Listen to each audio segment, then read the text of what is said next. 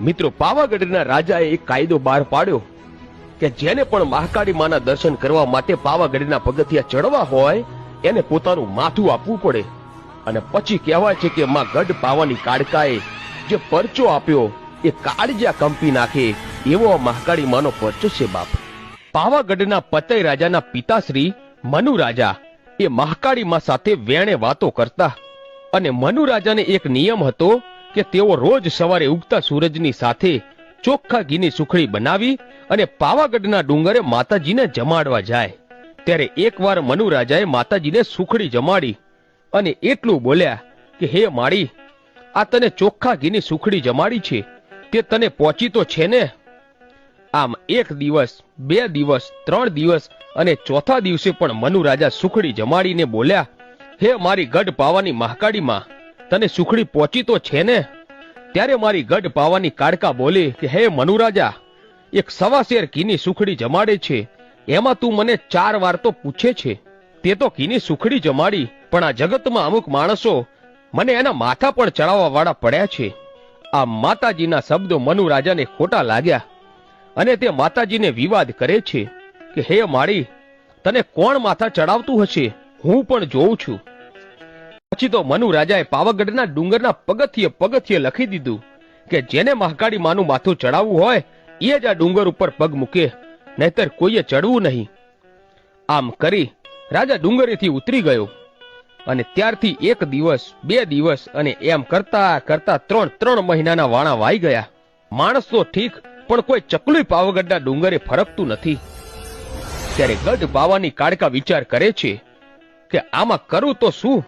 પછી મહાકાળીમાં પાવાગઢથી સમડી બની ઉડતા ઉડતા આકાશ માર્ગે ચાલતા થાય છે. ત્યારે ગંધરૂપ મશાણ અને એની બાજુમાં બાબા બાળીનાથ તપસ્યા કરી રહ્યા હતા. રાતના 12 વાગ્યાનો સમય બન્યો અને માતાજી આકાશ માર્ગે ઉડતા ઉડતા જાય છે. ત્યારે બાબા બાળીનાથને અંતર ધ્યાનથી જોયું કે આહાહા, આકાશમાં કોઈ દેવી જાય છે.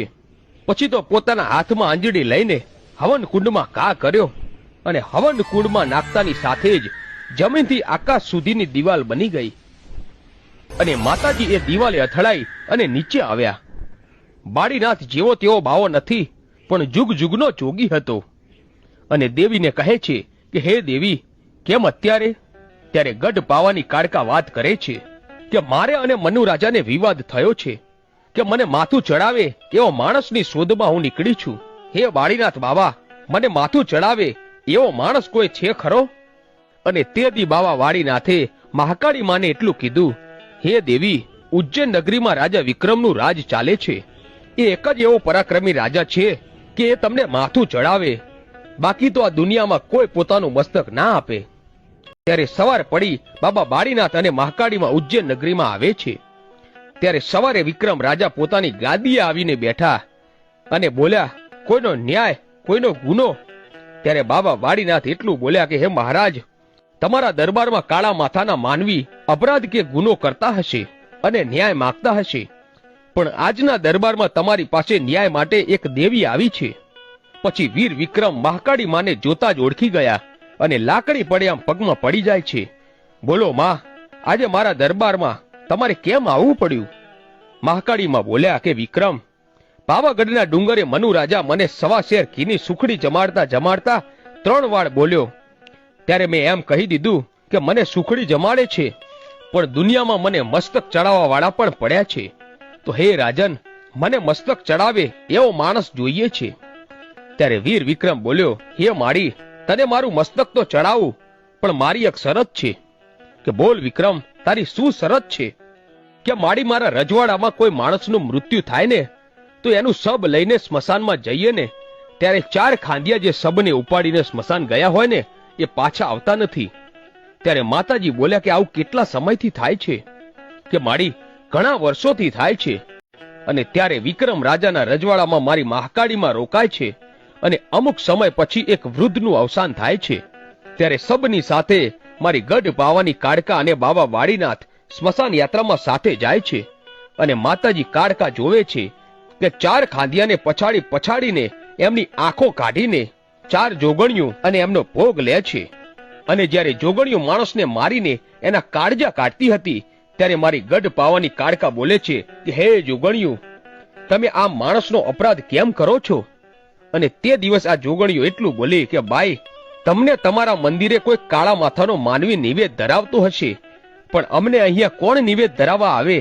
અને તે દિવસે જોગણિયોએ એટલું કહ્યું કે અમને નિવેદ દેવા કોણ આવે? ત્યારે મારી કાળકા બોલી કે હું એક વાત કહું? હા બોલો. જા, આજથી હું તને 4 શ્રીફળ આપીશ અને ગામને ચાંપે જ્યાં નનામી ખાંબી કહેવાય ત્યાં તમારે 4 શ્રીફળનો ભોગ લેવાનો છે. કાંઈ વાંધો નહીં. અને આમ કહી જોગણિયો જતી રહે છે. વિક્રમ સંવતની જે દિવસે સાલ છપાણીને એ દિવસે સૌ પ્રથમ મેલું મસાણ અને ગંધુપિયું મસાણ દુનિયાનું એ પહેલામાં પહેલું સ્મશાન હતું. વીર વિક્રમ, માતાજી મહાકાળી માએ અને 4 જોગણીઓએ આ સ્મશાનને સ્થાપ્યું હતું. ત્યાર પછી આજ સુધી માણસો મરે અને 4 શ્રીફળ વધેરાય છે ત્યારે બધા મેલડીને ચડે છે એવું માને છે, પણ માં મેલડી તો નિમિત્ત છે, પણ શ્રીફળ તો જોગણીઓ લઈ જાય છે. અને પછી કે વીર વિક્રમ, તારું દુઃખ તો મેં ભાગી નાખ્યું. તારા રાજ્યમાં હવે ગાંધિયા મરશે નહીં. હવે ચાલ મારું કામ પૂરું કરવા. પછી માતાજી અને વીર વિક્રમ પાવાગઢના ડુંગરે આવે છે અને મનુ રાજાને બોલાવે છે. અને પાવાગઢના ડુંગરે ચડી અને મારી કાળકા કહે છે કે હે મનુ રાજા, તું મને સુખડી ચડાવે છે ને? તો જો કાળા માથાનો માનવી આજે મને મસ્તક ચડાવવા આવ્યો છે. ત્યારે મનુ રાજા કહે છે મારી ના હોય, પણ એટલું કહેતાની સાથે તો વીર વિક્રમ હાથમાં પોતાની તલવાર લઈ અને એક જ પળમાં પોતાનું મસ્તક કાપીને માતા મહાકાળી માના પગમાં ધરાવી દે છે અને પોતે ઢગલો થઈને નીચે પડે છે. મનુ રાજા કમકમાટી બની જાય છે. પણ મારી કાળકા એટલું બોલી કે હે મનુ રાજા, જો જગતમાં મને કાળકાને મસ્તક આપી દે એવા માણસો પડ્યા હોય અને જો એમને કમો તે મરવા દઉં ને તો કાળકાને બેસણું લાજે બાપ. પછી ગઢ પાવાનીમાં કાળકા વીર વિક્રમને સજીવન કરે છે. તો મિત્રો, આ હતો મહાકાળી માનો ઇતિહાસ.